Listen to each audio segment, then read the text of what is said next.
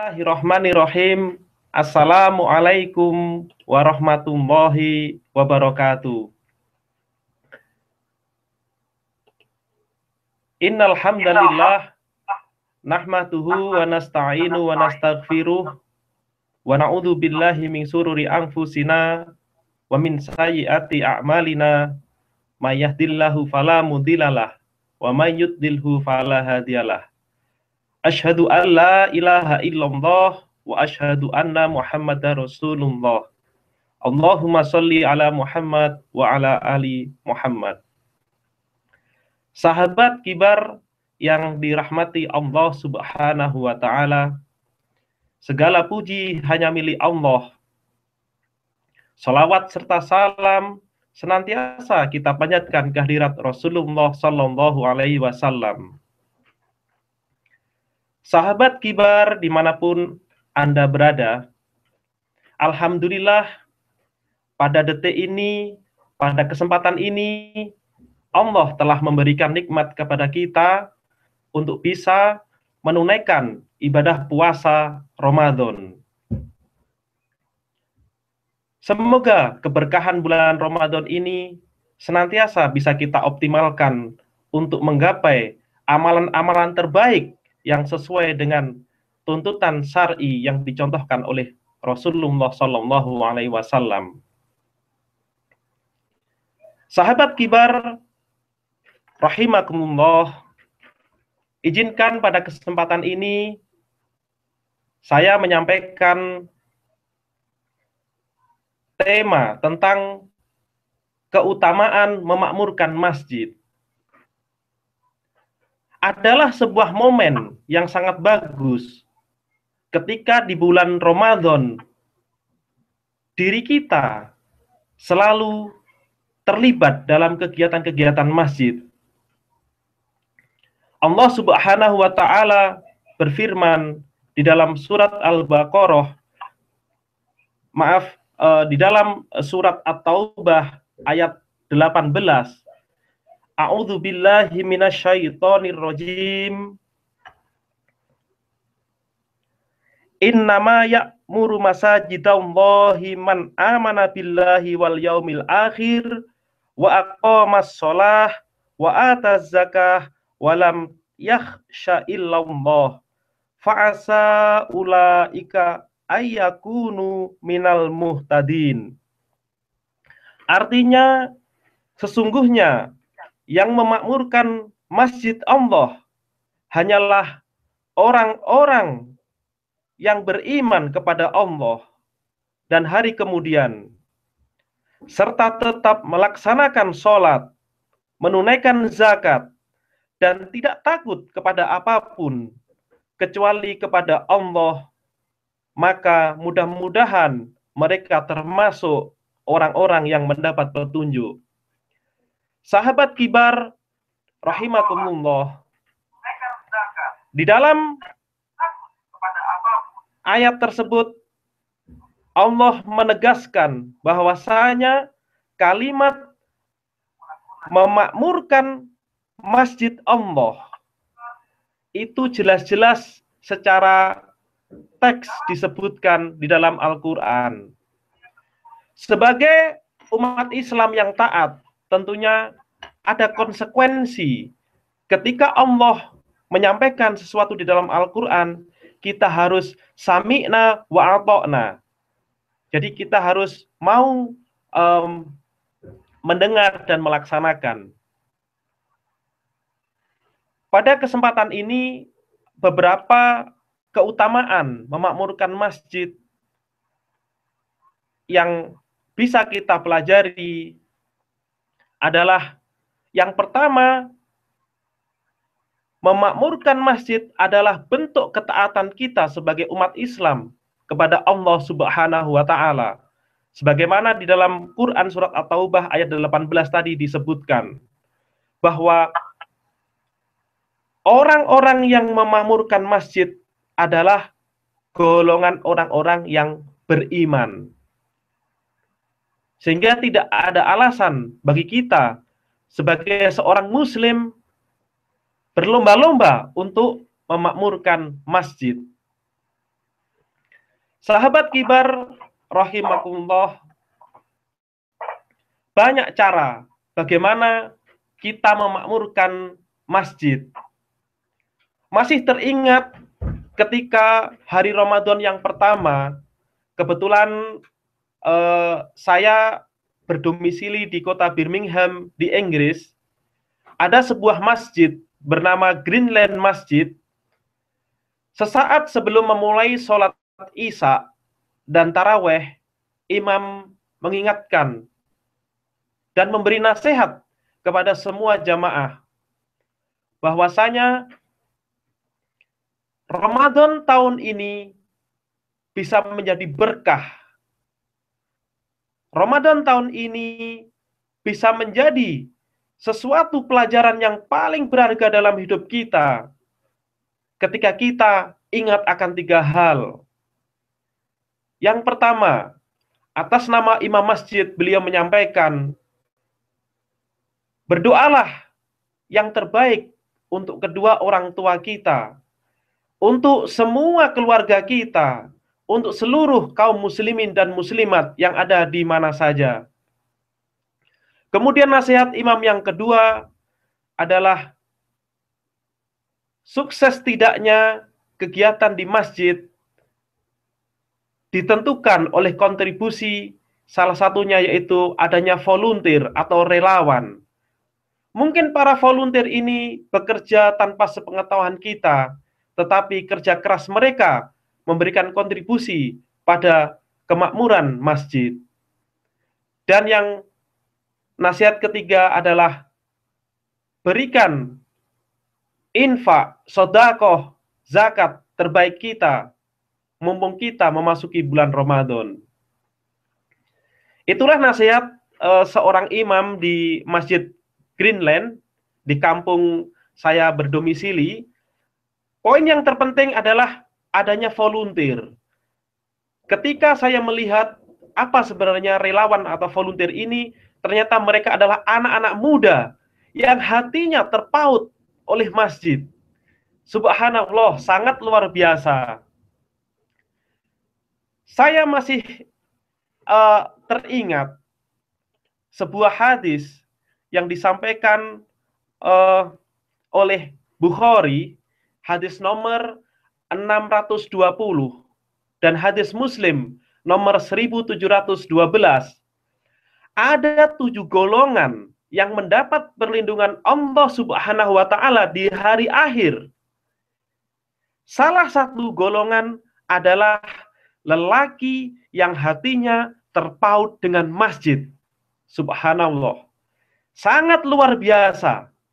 Allah Subhanahu wa taala memberikan garansi dan perlindungan di hari akhir kepada seorang lelaki, atau dalam riwayat lain disebutkan seorang pemuda yang hatinya terpaut dengan masjid.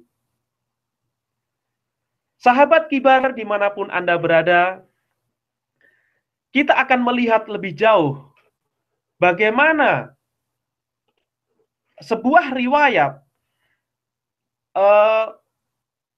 dari seorang sahabat Rasulullah Shallallahu Alaihi Wasallam. Ketika Rasulullah suatu hari memerintahkan umatnya untuk sholat berjamaah, datanglah seorang sahabat yang bernama Abdullah bin Ummi Maktum. Beliau datang kepada Rasulullah Shallallahu Alaihi Wasallam dan berkata, "Wahai Rasulullah, aku Abdullah bin Ummi Maktum tidak mempunyai penuntun yang akan menuntunku ke masjid." Sebagaimana kita ketahui, sahabat Abdullah bin Ummi Maktum ini penglihatannya buta, maka sahabat Abdullah bin Ummi Maktum ini meminta keringanan kepada Rasulullah untuk sholat di rumah. Maka diberi keringanan, lalu ia pergi. Tetapi saat itu Langsung Rasulullah memanggil seraya berkata, "Wahai Abdullah bin Ummi Maktum, apakah kamu mendengar suara azan?" Maka beliau menjawab, "Ya Rasulullah, saya mendengar." Lalu Nabi Muhammad Sallallahu Alaihi Wasallam berkata, "Kalau begitu, penuhilah kewajibanmu atau hadirilah sholat berjamaah." Hadis riwayat Muslim. Sahabat kibar dimanapun Anda berada, di sini poinnya adalah bahwa anjuran untuk sholat berjamaah sangat ditekankan oleh Rasulullah Sallallahu Alaihi Wasallam. Apalagi sholat berjamaah yang tempatnya di masjid Allah, di rumah Allah, di Baitullah. Sangat besar pahalanya yang akan diberikan oleh Allah kepada kita.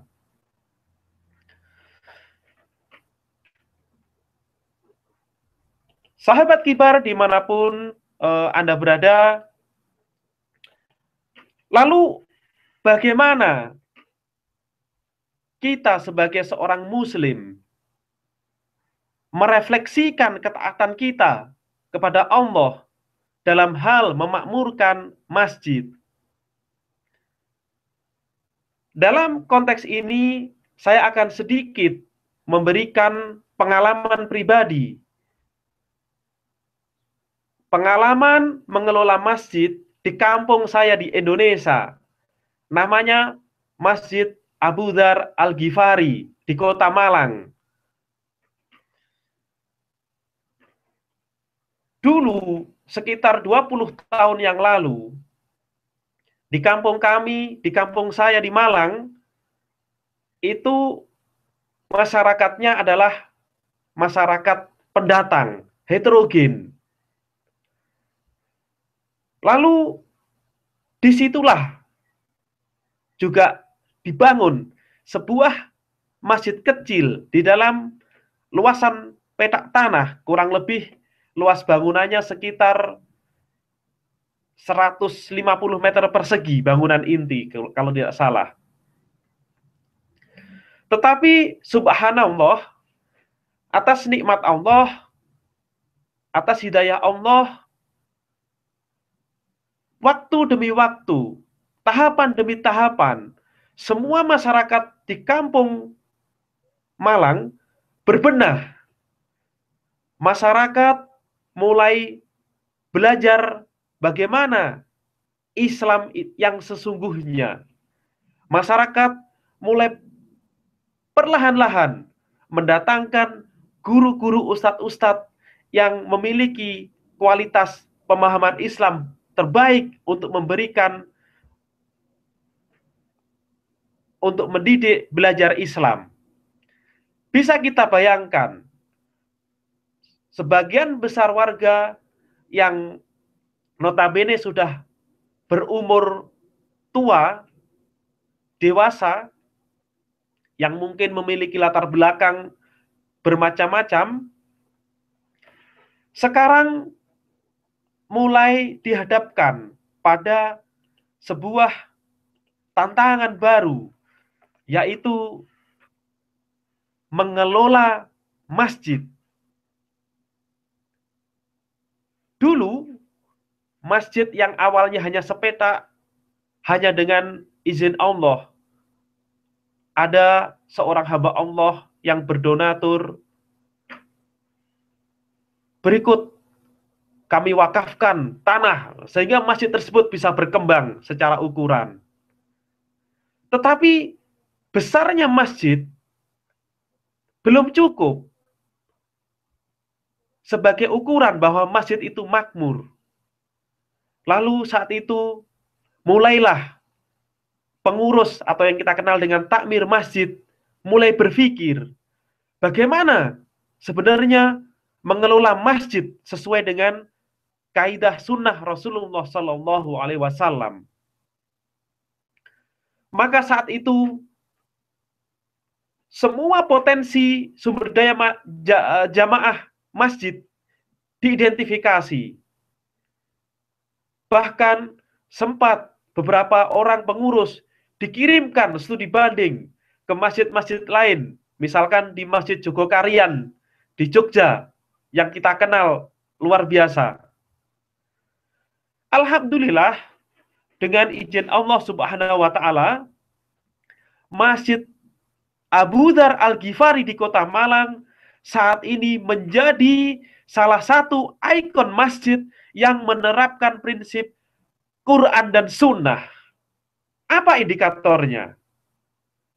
Kita lihat, ketika kita merujuk pada riwayat Rasulullah, begitu beliau hijrah dari Mekah ke Madinah, hal pertama yang Rasulullah bangun adalah masjid, yaitu Masjid Quba. Lalu Masjid Nabawi. Bahkan saat itu, kita bisa menyimpulkan bahwa masjid adalah peradaban umat, khususnya umat Islam atau masyarakat secara umum. Nah, kasus Masjid Abu Dzar Al-Ghifari ini mencoba mencontoh bagaimana Rasulullah Shallallahu Alaihi Wasallam menegakkan prinsip-prinsip keislaman melalui media masjid. Saat itu, kebetulan saya juga pernah terlibat sebagai jamaah dan sebagai pengurus, mencoba menerapkan prinsip-prinsip syar'i. Yang pertama, dari segi bangunan fisik, masjid itu harus bebas atau steril dari hal-hal yang tidak syar'i. Misalkan gambar-gambar atau karpet-karpet yang mungkin memiliki corak-corak yang bisa mengganggu kekhusyukan sholat, atau bahkan desain interior lainnya yang mengganggu kekhusyukan sholat. Jadi, masjid-masjid yang diharapkan adalah dari segi bangunan fisik, masjid tersebut juga harus syar'i. Kemudian yang kedua, bagaimana tolak ukur masjid itu dikatakan makmur? Tidak cukup hanya dari fisik bangunannya. Masjid yang makmur bisa dilihat dari aspek bagaimana kualitas imam dan masjid ketika melaksanakan ibadah rutin, ibadah mahdoh, misalkan sholat 5 waktu, sholat Jumat, bagaimana kualitas bacaan imam, bagaimana kualitas pemahaman jamaah terhadap konsep Islam. Itulah yang terus dikembangkan di Masjid Abu Dzar Al-Ghifari di kampung di Malang. Mungkin jamaah sekalian bisa merujuk di websitenya www.alghifari.or.id ya, atau www.alghifari.or.id. Di situ jelas bahwa konsep memakmurkan masjid tidak hanya dari segi bangunan fisik, tetapi juga bagaimana kualitas imam dan kualitas jamaah ketika melaksanakan ibadah rutinitas di dalam masjid. Maka saat ini Masjid Al-Ghifari di Malang sudah melakukan penataan sistem. Yang pertama dari segi ketakmiran dan ubudiyah, bahwasanya imam masjid dipilih seorang imam yang bacaannya bagus, hafiz Quran. Alhamdulillah, karena masjid ini dekat dengan kampus University of Brawijaya, maka juara lomba hafiz Quran dijadikan imam. Kemudian dilakukanlah kajian-kajian Islami 1 minggu full setiap ba'da maghrib dan ba'da subuh. Maka tidak menutup kemungkinan siapapun bisa belajar di dalam masjid. Dan yang tidak kalah pentingnya, aspek sosial dan ekonomi. Masjid saat ini juga harus memiliki orientasi sosial dan ekonomi. Dan itu adalah salah satu bentuk muamalah dan bagaimana peran masjid melayani umat. Sahabat kibar dimanapun Anda berada, hal yang tidak kalah pentingnya, bagaimana tolak ukur bahwa masjid itu makmur, adalah ketika kita merefer pada sebuah riwayat. Ketika suatu masa nanti, umat Islam ini akan ditakuti oleh banyak pihak. Dan hal itu bisa kita lihat ketika banyaknya jamaah sholat subuh yang di masjid hampir sama dengan sholat Jumat. Inilah target yang saat ini sedang dikejar oleh Masjid Abu Dzar Al-Ghifari di Kota Malang. Jamaah kibar rahimakumullah, memang memakmurkan masjid tidak seperti membalikkan telapak tangan. Butuh proses, butuh pengorbanan, butuh pemahaman ilmu bagaimana memakmurkan masjid sesuai dengan kaidah-kaidah syar'i yang dicontohkan oleh Rasulullah Shallallahu Alaihi Wasallam. Sehingga kedepannya masjid di lingkungan kita khususnya, dimanapun kita berada, menjadi masjid yang makmur.